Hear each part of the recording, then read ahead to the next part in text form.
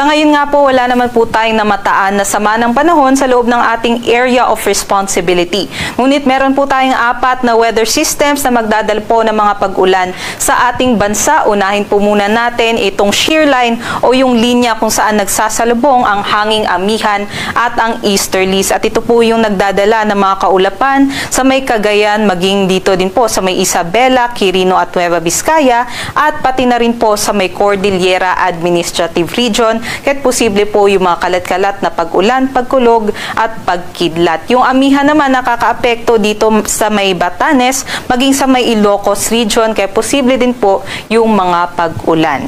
Easterlies naman ang nakakaapekto sa may Catanduanes, Camarines Norte, maging dito din po sa may Quezon Province, kaya posible din po yung maulap na panahon dito.